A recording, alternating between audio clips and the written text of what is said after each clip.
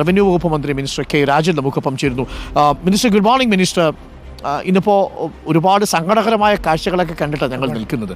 പ്രത്യേകിച്ച് ചൂരൽമലയിൽ വെള്ളാർമല സ്കൂളിലെ അധ്യാപകരും ഹെഡ് മാസ്റ്ററും ഒക്കെ വന്നവരുടെ കുഞ്ഞുങ്ങൾക്ക് പുഷ്പാർച്ചന നടത്തുന്നത് നമ്മൾ കണ്ടു. ഒരുപാട് മനുഷ്യരെ നമ്മൾ കണ്ടു. ചില മനുഷ്യരൊക്കെ നമ്മുടെ പുനരധിവാസ പ്രവർത്തനങ്ങളിൽ സംതൃപ്തരാണ്. ചിലർക്കൊക്കെ ചെറിയ ആശങ്കകളുണ്ട്. അതിൽ ഒന്ന് രണ്ട് കാര്യങ്ങൾ ഞാൻ സ്പെസിഫിക്കായിട്ട് മിനിസ്റ്ററോട് പറയുകയും ചെയ്യാം.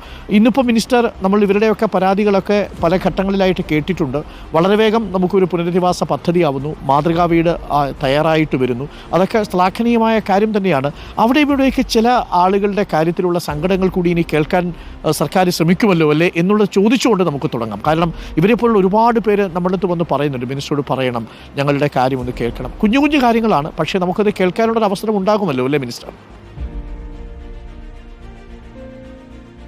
തീർച്ചയായിട്ടും.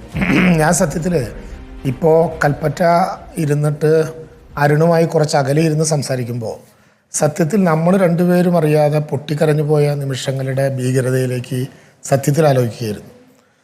റിപ്പോർട്ടർ അന്ന് ആരംഭിച്ച ദിവസം മുതൽ എല്ലാ മാധ്യമങ്ങളുമായിട്ടും ആശയവിനിമയം തുടർച്ചയായിട്ട് നടത്തുന്നുണ്ടെങ്കിലും റിപ്പോർട്ടർ അന്ന് ആരംഭിച്ച നിമിഷം മുതൽ ഇതുവരെ വളരെ ക്രിയാത്മകമായിട്ടുള്ള ഒരുപാട് കാര്യങ്ങൾ പല ഘട്ടങ്ങളിൽ നമ്മളോട് പറയുകയും അതെല്ലാം അതത് അർത്ഥത്തിലും അളവിലും പരിശോധിച്ച് തീർക്കാൻ ആവശ്യമായിട്ടുള്ള നടപടിക്രമങ്ങൾ നടത്തുകയും ചെയ്തിട്ടുണ്ട് എന്നുള്ളത് പോലെ തന്നെ ഇത്തരം പ്രശ്നങ്ങളിലൊക്കെ പോസിറ്റീവായിട്ടുള്ള സമീപനം നമുക്കെടുക്കാം.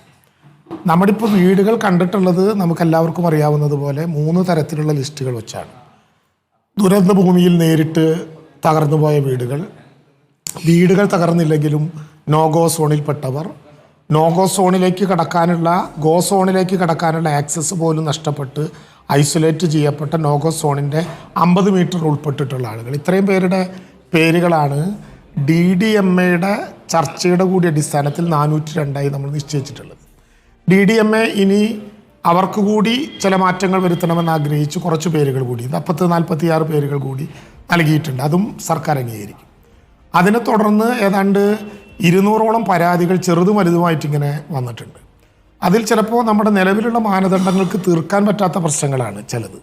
മാനദണ്ഡങ്ങൾ കുറച്ചുകൂടി വിശാലമാക്കാവുന്ന കാര്യം നമുക്ക് ആലോചിക്കുകയും ആ കാര്യത്തിൽ പൊളിറ്റിക്കലായിട്ടുള്ളൊരു ധാരണയോടുകൂടി തന്നെ ഇപ്പോൾ 200 അപേക്ഷകളിലും ഒരു അഡീഷണൽ സെക്രട്ടറി ഹിയറിംഗ് നടത്തിയിട്ടുണ്ട്. പ്രിൻസിപ്പൽ സെക്രട്ടറിയുടെ ഒരു ഫിസിക്കൽ ഹിയറിംഗ് കൂടി നടന്നാൽ നമുക്കതിൽ എടുക്കേണ്ട കാര്യങ്ങൾ എടുക്കാൻ വേണ്ടി കഴിയും. അതിലൊരു പൊളിറ്റിക്കൽ ഇച്ഛാശക്തി കൂടി അതിൻ്റെ ഭാഗമായി ഉന്നയിക്കും. ഇവിടെ രമേശൊക്കെ പറഞ്ഞതുപോലെ പിന്നെയും ഒരുപാട് കേസുകളുണ്ട്.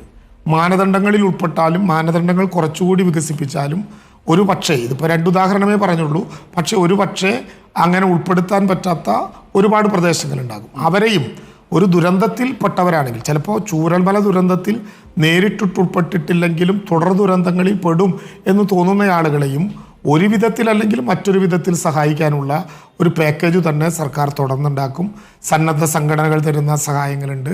സർക്കാരിന് ഇപ്പോൾ നൽകുന്ന 10 ലക്ഷം രൂപയുടെ സഹായം പോലെയുള്ള ദുരന്തബാധിതർക്ക് ഈ ചൂരൽമലയൊന്നുമില്ലെങ്കിലും ചെയ്യാവുന്ന സഹായങ്ങളുണ്ട്. ഏതെല്ലാം കാറ്റഗറിയിൽ പെടും എന്ന് നമുക്ക് ആലോചിക്കാം. അടച്ചുവെച്ചൊരു വാതിലുമില്ല, അടച്ചുവെച്ചൊരു തീരുമാനവുമില്ല, എന്നേക്കുമായി അവസാനത്തേതാണെന്ന് പറഞ്ഞ ഒരു നിർദ്ദേശവുമില്ല. എല്ലാം മനുഷ്യത്വപരമായിട്ട് പുനരാലോചനകൾക്ക് വിധേയമാക്കാൻ കഴിയുന്ന വിധം ഫ്ലെക്സിബിളാണ്. ഒറ്റ ലക്ഷ്യമേ ഉള്ളൂ, നമുക്ക് ഈ ദുരന്തത്തിൽ ഉൾപ്പെട്ട എല്ലാവരെയും, വീട് മാത്രമല്ല സമഗ്രമായിട്ടുള്ളൊരു പുനരധിവാസ പദ്ധതിയിലേക്ക് പോകണം.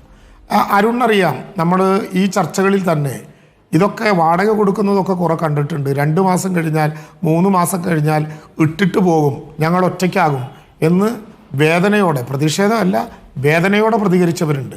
ഇതുവരെ 1 മാസക്കാലത്തെ പോലും വാടക മുടങ്ങിയിട്ടില്ല. 300 രൂപ വെച്ചിട്ടുള്ള ജീവനോപാധി തുടരുന്നതിൽ കുറച്ചു പേർക്ക് ഞങ്ങൾക്ക് കൂടി കിട്ടേണ്ടതുണ്ട് എന്ന അഭിപ്രായം പറഞ്ഞവരുണ്ട്. അവരോടെല്ലാം ഞങ്ങൾ ആ അർത്ഥത്തിൽ പരാതി തന്നാൽ DDMA ഒരു ശുപാർശ ചെയ്താൽ അത് പരിഹരിക്കാം എന്ന് പറഞ്ഞിട്ടുണ്ട്. മൈക്രോ പ്ലാനിലൂടെ 1107 കുടുംബങ്ങളിലെ ജീവനോപാധികളും ആരോഗ്യവും വിദ്യാഭ്യാസവും നഷ്ടപ്പെട്ടവരെ തിരിച്ചെടുക്കാൻ വിവിധ വകുപ്പുകളും സർക്കാരും ഇടപെട്ട 6106 പദ്ധതികൾ പ്ലാൻ ചെയ്ത് അത് നല്ല വേഗത്തിൽ പോകുന്നുണ്ട്. അപ്പോൾ ഇതെല്ലാം വെച്ചുകൊണ്ട് നമുക്ക്, അരുൺ പറഞ്ഞതാണതിൽ ശരി, ഇത്ര വലിയൊരു ദുരന്തം കേരളത്തിൻ്റെ അനുഭവങ്ങളിലില്ല. ഒരു ചതുരശ്ര കിലോമീറ്ററിനകത്ത് ഇത്രയേറെ ഡബ്രി രൂപീകരിക്കപ്പെട്ട, ഇത്രയേറെ മരണങ്ങളുണ്ടായ, ഇത്ര വലിയ വിശാലമായിട്ടുള്ള ദുരന്തത്തിലേക്ക് പോയ ഒരു അനുഭവം പ്രളയമുണ്ടെങ്കിലും ഇതുപോലെയൊന്ന് കേരളത്തിലുണ്ടായിട്ടില്ല. സ്വാഭാവികമായിട്ടും അത്രയും അധികം ആളുകളെ പുനരധിവസിപ്പിക്കാനുള്ള പ്രവർത്തനങ്ങളിൽ ചെറുതും വലുതുമായിട്ടുള്ള പരാതികളുണ്ടെങ്കിൽ അതത് നിമിഷം പരമാവധി പരിഹരിക്കാൻ ശ്രമിക്കുക എന്ന ധാരണയാണ് സർക്കാരിനുള്ളത്. അതുകൊണ്ട് മാനദണ്ഡങ്ങളുടെ മീതെ നിൽക്കാവുന്ന രാഷ്ട്രീയ ഇച്ഛാശക്തിയും സ്വാഭാവികമായിട്ടും ഈ കാര്യത്തിൽ സർക്കാർ പ്രകടിപ്പിക്കും. അക്കാര്യത്തിൽ താമസങ്ങളൊന്നുമില്ലാതെ ആ നടപടികളുമായി മുന്നോട്ട് പോകുമെന്നാണ് പ്രാഥമികമായി ഈ കാര്യത്തിൽ അരുൺ ചോദിച്ച സംശയങ്ങളുടെ മുമ്പിൽ പറയാനുള്ള പ്രധാനപ്പെട്ട കാര്യം.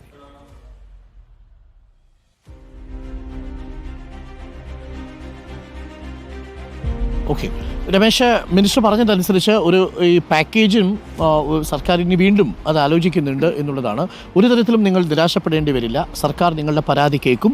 അതെന്താണ് എന്നുള്ളത് ഒന്നുകിൽ സന്നദ്ധ സംഘടനകൾ പ്രകാരം, അതല്ലെങ്കിൽ സർക്കാർ തന്നെ നിങ്ങൾക്ക് ഇടപെട്ട് അതിനൊരു പോസിറ്റീവായിട്ടുള്ള തീരുമാനം ഉണ്ടാക്കും. മിനിസ്റ്റർ ഇപ്പോൾ പറഞ്ഞിട്ടുണ്ട്. അപ്പോൾ നമുക്കത് ഫോളോ അപ്പ് ചെയ്യാം. മിനിസ്റ്റർ അത് കേൾക്കും. മിനിസ്റ്റർ പറയുന്ന കാര്യങ്ങൾ പലപ്പോഴും ചെയ്യാറുണ്ട്. അത് നമ്മൾ കാണുകയും ചെയ്തിട്ടുണ്ട്.